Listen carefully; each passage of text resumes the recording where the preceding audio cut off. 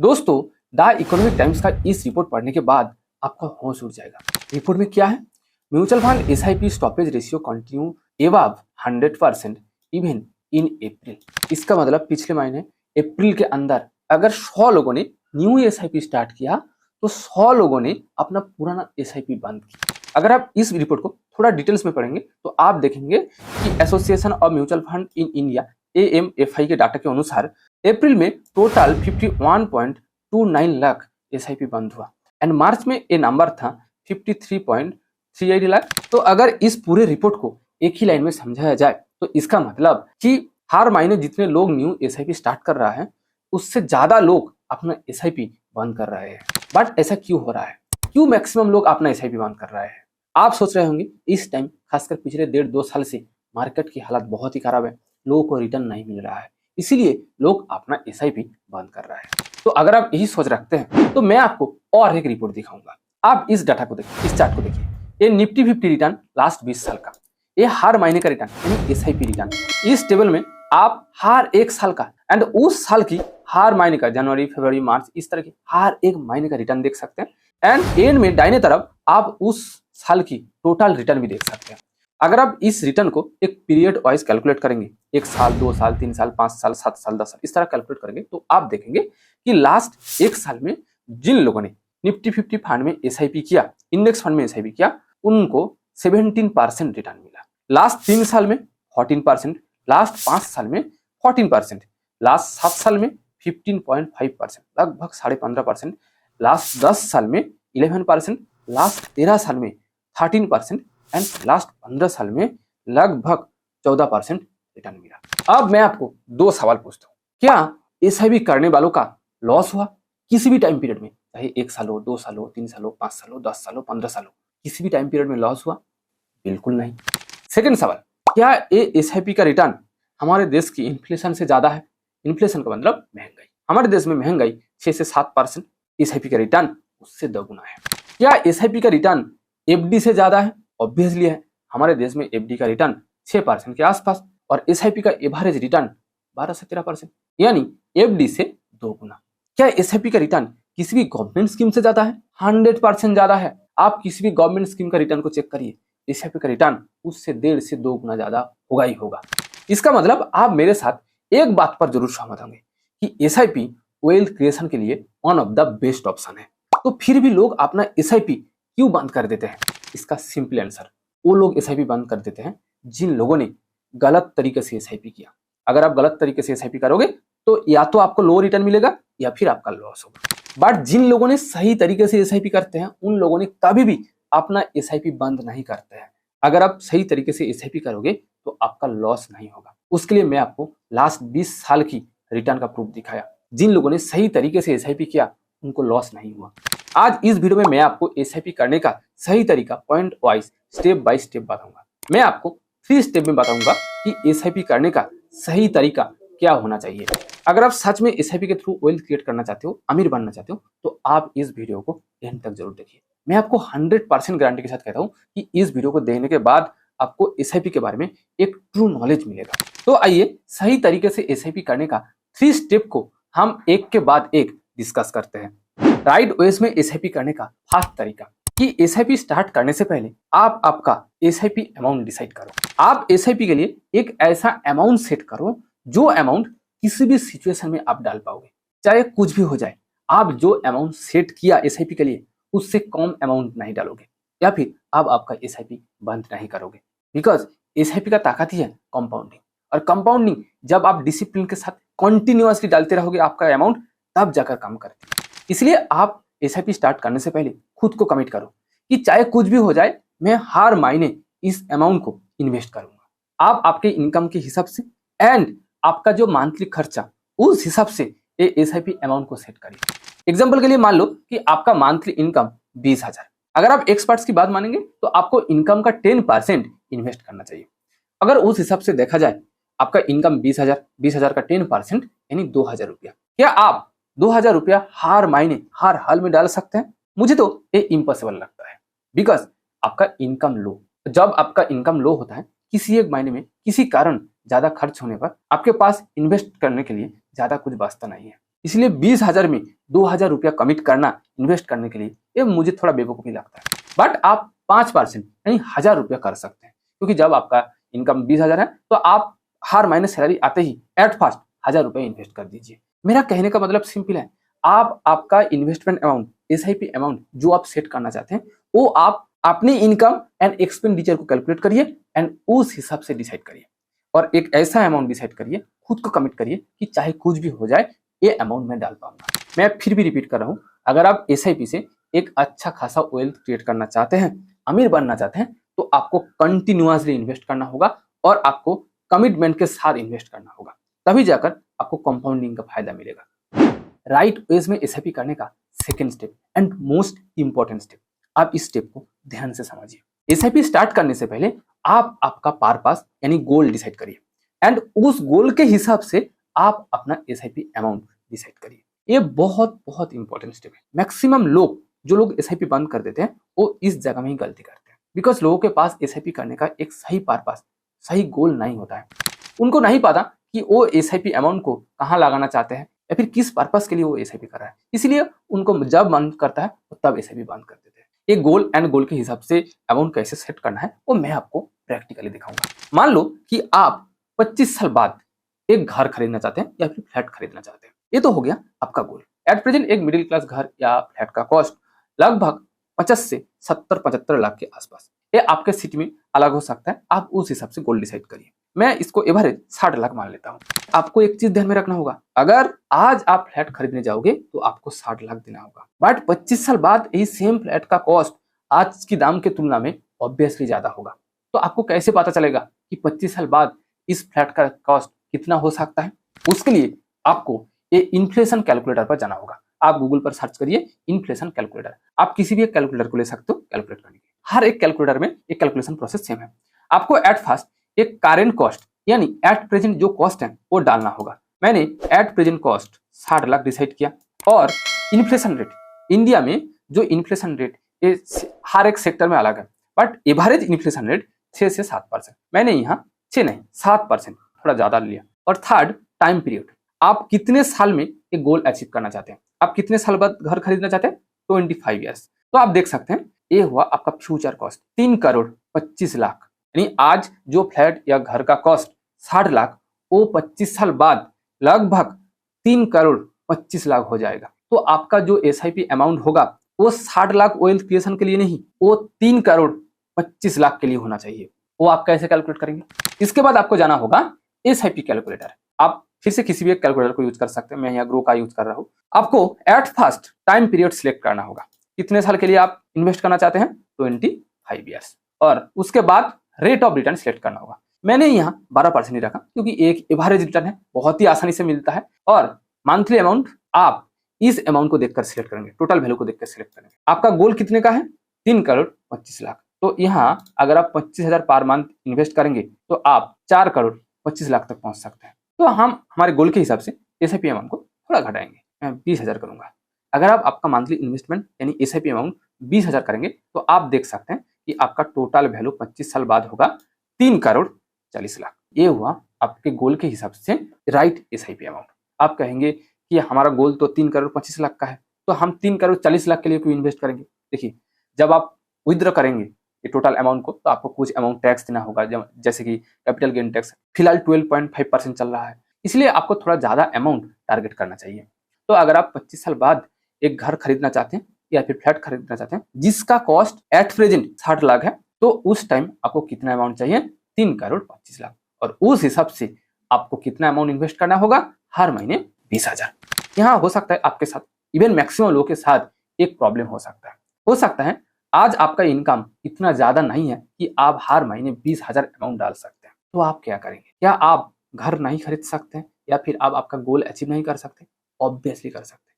इसके लिए भी एक बेस्ट तरीका है, वो है step up SIP. Step up SIP आप गूगल पर सर्च करेंगे, आप देखेंगे कि इस तरह की आपको एक कैलकुलेटर आएगा, स्टेप अप एसआईपी कैलकुलेटर। यहाँ पर भी आप किसी भी कैलकुलेटर को चूज कर सकते हैं, ये कोई पेड प्रमोशन वीडियो नहीं है। स्टेप अप एसआईपी का मतलब क्या है कि आप हर साल आपके इनकम के साथ साथ एसआईपी अमाउंट को बढ़ाएंगे। वो कैसे? प्रैक्टिकली समझिए। हमारा गोल था फ्लैट खरीदना है 25 ईयर्स में, तो हम एट फर्स्ट ईयर को 25 करेंगे एंड हमारा एक्सपेक्टेड रिटर्न था 12%। और ए एनुअल स्टेप अप 10%। इसका मतलब कि इस साल आप जो अमाउंट इन्वेस्ट करेंगे अगले साल इसका 10% इंक्रीज करेंगे। अगर आप इस साल 1000 रुपया इन्वेस्ट करेंगे तो अगले साल 1000 का 10% यानी 1100 रुपया इन्वेस्ट करेंगे। नेक्स्ट ईयर भी आप पास्ट ईयर का 10% इंक्रीज करेंगे। इसी तरह आप हर साल पिछले साल जो अमाउंट इन्वेस्ट करेंगे उसका 10% आप आपका एसआईपी अमाउंट बढ़ाएंगे। अब आप देखिए कि आपका हर महीने एसआईपी अमाउंट इनिशियल स्टेज में कितना होता है। तो हमारा गोल था 3 करोड़ 50 लाख के आसपास। अगर आप हर महीने 20,000 इन्वेस्ट करेंगे तो 25 साल बाद आप 7 करोड़ 87 लाख तक पहुंच सकते हैं। बट हमारा गोल कितना है? 3 करोड़ 50 लाख के आसपास। अगर आप हर महीने 10,000 इन्वेस्ट करेंगे तो आप लगभग 4 करोड़ तक पहुंच सकते हैं। तो मैं एसआईपी अमाउंट को और भी घटा सकता हूँ, तो मैंने 9,000 करूंगा। अगर आप हर महीने 9,000 इन्वेस्ट करेंगे तो आप 25 साल बाद 3 करोड़ 54 लाख तक पहुंच सकते हैं। तो इस अमाउंट हमारे गोल के लगभग सेम है।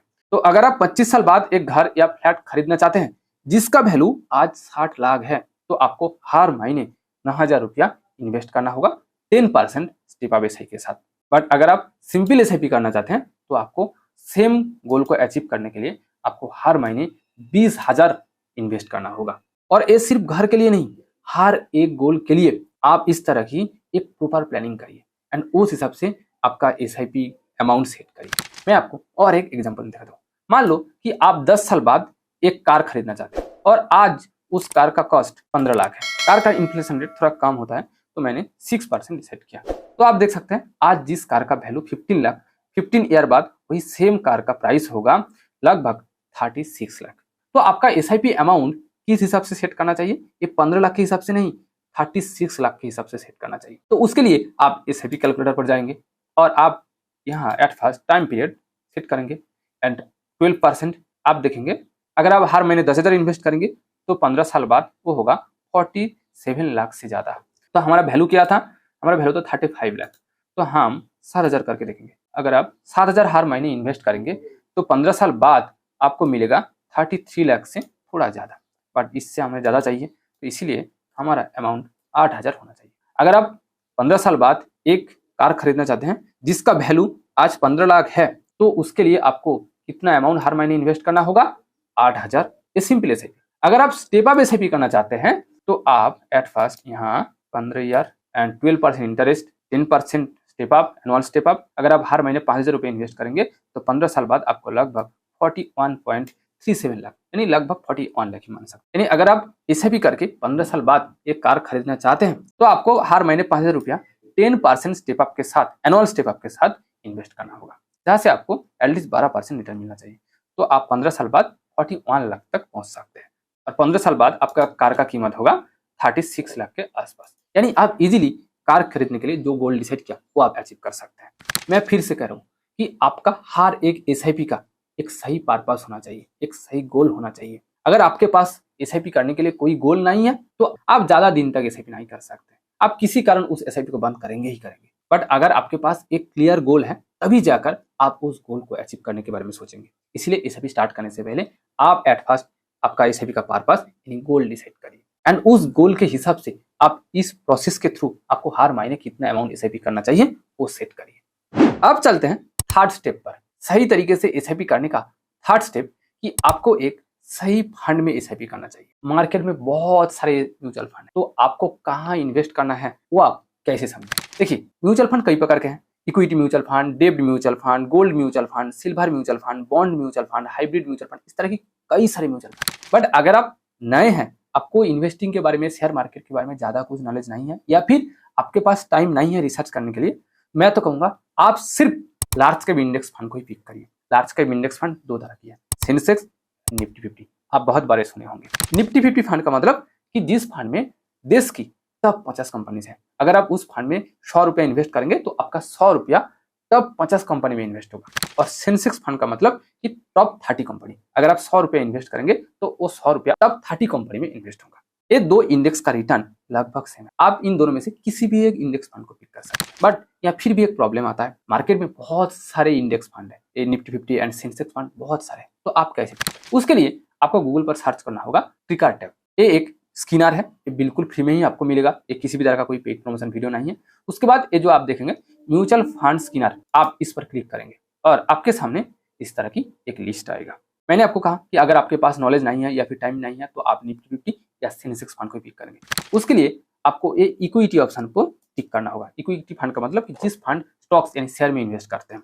ये Nifty 50 and Sensex equity fund के अंदर ही आता है। सिर्फ आपको ये इंडेक्स फंड रखना होगा, बाकी सारे कैटेगरी को अनटिक करना होगा। तो मैंने सिर्फ इंडेक्स फंड को ही सिलेक्ट किया, जैसा कि मैंने पहले ही बताया। उसके बाद आप इस ऐड फिल्टर पर क्लिक करेंगे and 5 year CAGR, 10 year CAGR, उसके बाद इस डन ऑप्शन पर क्लिक करेंगे। आपको इंडेक्स फंड में ज्यादा कुछ देखना नहीं है। आपको जो चीज देखना है वो फर्स्ट AUM। AUM का मतलब कि एसेट अंडर मैनेजमेंट, यानी उस फंड में लोगों का कितना अमाउंट ऑलरेडी इन्वेस्टेड है। जितना ज्यादा अमाउंट इन्वेस्ट होगा इसका मतलब कि उस फंड उतना ही ट्रस्टेड है। उसके बाद आपको 3 चीज देखना होगा, 3 year CAGR, 5 year CAGR, 10 year CAGR and उसके बाद देखना होगा ये एक्सपेंस रेशियो। यहाँ मैं आपको एक चीज करूंगा कि यहाँ आप ये जो लिस्ट देख रहे हैं, यहाँ सिर्फ निफ्टी 50 या सेंसेक्स इंडेक्स फंड नहीं है, बाकी सारे इंडेक्स फंड भी है। जैसे कि आप यहाँ देख सकते हैं कि ICICI प्रूडेंशियल का Nifty next 50 index fund. Next 50 का मतलब कि निफ्टी 50 में जो 50 कंपनी है उसके बाद 50 कंपनी का फंड, बट हमें सिर्फ निफ्टी 50 इंडेक्स फंड या सेंसेक्स इंडेक्स फंड ही चाहिए। ये निफ्टी नेक्स्ट 50 या किसी अलग तरीके का इंडेक्स फंड नहीं चाहिए। इसलिए जब भी आप फंड को देखेंगे आपको बस ये देखना है कि निफ्टी 50 इंडेक्स फंड या फिर ये जो BSE सेंसेक्स इंडेक्स फंड, बस ये मोमेंटम फंड, ये नेक्स्ट 50 फंड, ये मोतीलाल ओसवाल का India defence fund index fund, S&P index fund, इस तरह की किसी अदर इंडेक्स फंड नहीं चाहिए। हमें सिर्फ Nifty 50 and Sensex index fund pick करना है अगर आप बिल्कुल सेफ जगह में इन्वेस्ट करना चाहते हैं तो। बिकॉज शेयर मार्केट में ये Nifty 50 and Sensex index fund सबसे सेफ ऑप्शन है इन्वेस्ट करने का। तो आप देख सकते हैं जितने सारे निफ्टी 50 एंड सेंसेक्स फंड है, सबसे ज्यादा AUM इस फंड का है। UTI Nifty 50 index fund 27,000 crore. But ऐसा नहीं है कि इससे छोटा फंड बुरा है, जैसे कि HDFC निफ्टी 50 इंडेक्स फंड का AUM 23,000 करोड़। आप देख सकते हैं दोनों का एक्सपेंस रेशियो भी सेम है और रिटर्न भी लगभग सेम है। ये UTI का रिटर्न थोड़ा ज्यादा है, तो मैं इस फंड को पिक कर रहा हूँ। बट ये किसी भी तरह का कोई रिकमेंडेशन नहीं है, आप एनालिसिस करिए एंड आपको जो फंड अच्छा लगता है तो आप उसी फंड में इन्वेस्ट करिए। आप देखिए इस फंड का last 1 year return minus, red colour का मतलब माइनस 4.56%, 3 ईयर का रिटर्न 9.12%, 5 ईयर का रिटर्न 9.47% एंड मैक्सिमम रिटर्न 11.69%। आप जरूर कहेंगे कि इस फंड ने तो लास्ट 1 ईयर, 3 ईयर, 5 ईयर में बहुत ही लो रिटर्न दिया। बट आप एक चीज ध्यान में रखिए, जब आप ये पीरियड वाइज रिटर्न को देखेंगे इसका मतलब कि ये लमसम रिटर्न, ये 1 ईयर रिटर्न का मतलब कि आज से 1 साल पहले जून 2025 में अगर आप इस फंड में 100 रुपया इन्वेस्ट करते, आज उसका वैल्यू लगभग 95 रुपया के आसपास होता। आप एक चीज देखिए, लास्ट 1 ईयर में लमसम रिटर्न माइनस है, 3 ईयर में सिर्फ 9.12%, 5 ईयर में 9.47%, लास्ट लगभग 14 साल में इस फंड का जो लमसम रिटर्न 11.69%। अब आप SIP रिटर्न को देखिए, लास्ट जून 2021 से 25 आज तक यानी लगभग लास्ट 5 साल में इस फंड का SIP रिटर्न 17.74%। लास्ट 5 साल में लमसम रिटर्न कितना था? 9.47%, बट SIP रिटर्न 17.47%। उसके बाद आता है SBI निफ्टी 50 इंडेक्स फंड जिसका AUM 13,000 करोड़ से ज्यादा है। उसके बाद HDFC BSE Sensex index fund जिसका AUM 8,000 करोड़ से ज्यादा है। ये HDFC BSE Sensex index fund जितने सारे सेंसेक्स इंडेक्स फंड है उनमें से सबसे बेस्ट फंड है। आपके सामने बहुत सारे फंड के नाम आएगा, बट मैं आपको फिर से कहूंगा कि आपको बस 4 चीज देखना है। AUM एट लीस्ट 5,000 करोड़ से ज्यादा होना चाहिए एंड CAGR में से आपको 3 year, 5 year and 10 year CAGR देखना है एंड उसके बाद देखना है ये एक्सपेंस रेशियो। ये एक्सपेंस रेशियो का मतलब कि किसी भी फंड में जब आप इन्वेस्ट करेंगे आपको कुछ अमाउंट उस फंड में चार्जेस के लिए देना होगा। बस आपको देखना है कि किस फंड में एक्सपेंस रेशियो लो है, बट ऐसा नहीं कि जिस फंड में एक्सपेंस रेशियो लो है आप उसी फंड में इन्वेस्ट करेंगे। ये एक्सपेंस रेशियो के साथ साथ उस फंड की AUM एंड परफॉर्मेंस भी देखेंगे एंड इन चारों चीज आपको सही लगता है तभी जाकर आप इन्वेस्ट करेंगे। तो ये हो गया हमारा राइट वेज में SIP करने का तरीका। ये सही तरीके से SIP करने का 3 स्टेप्स को मैं और एक बार रिमाइंड कर देता हूँ। फर्स्ट स्टेप कि आपको कमिट करना होगा कि आप हर महीने कितना अमाउंट डाल सकते हैं, चाहे कुछ भी हो जाए। आप आपका SIP अमाउंट नहीं घटाएंगे या फिर आप आपका SIP को बंद नहीं करेंगे। सेकेंड स्टेप, आपको एक गोल डिसाइड करना है, पर्पस डिसाइड करना है कि किसके लिए आप ये SIP कर रहे हैं, उस पैसों को आप कहाँ लगाना चाहते हैं एंड उस हिसाब से आप SIP अमाउंट सेट करें। एंड थर्ड स्टेप, ये 2 सेट करने के बाद आप एक सही फंड पिक करिए। अगर आप ये 3 स्टेप्स को फॉलो करेंगे, मैं आपको गारंटी के साथ कहता हूँ आपके एसआईपी में कभी भी लॉस नहीं होगा लॉन्ग टर्म में, एटलीस्ट 3 से 5 साल की ज्यादा टाइम पे। बट मैक्सिमम लोग जो प्रॉब्लम करते हैं, ना तो उनके पास क्लियर गोल है, वो बिना गोल में एसआईपी करते हैं, चाहे वो यूट्यूब देख कर हो या फिर किसी सोशल मीडिया में लोग एसआईपी कर रहे हैं तो वो भी एसआईपी स्टार्ट कर देते हैं, उनके पास कोई क्लियर गोल नहीं होता है। बट आपको इस तरह की गलतियां नहीं करनी चाहिए। अगर आप सच में एसआईपी के थ्रू वेल्थ क्रिएशन करना चाहते हैं तो आपको एक सही स्ट्रेटेजी के साथ, सही प्लानिंग के साथ एसआईपी करना चाहिए। अगर आपको मेरा ये वीडियो पसंद आई तो प्लीज वीडियो को लाइक करें एंड उन सारे दोस्तों को शेयर करिए जो एसआईपी स्टार्ट करना चाहते हैं या फिर ऑलरेडी स्टार्ट कर दिया बिना स्ट्रेटेजी या प्लानिंग के। और हाँ, अगर आपने अभी तक इस चैनल को सब्सक्राइब नहीं किया तो प्लीज सब्सक्राइब करिए ताकि आपकी तरफ से भी मुझे कुछ वैल्यू मिले। Thank you for watching this video. See you again.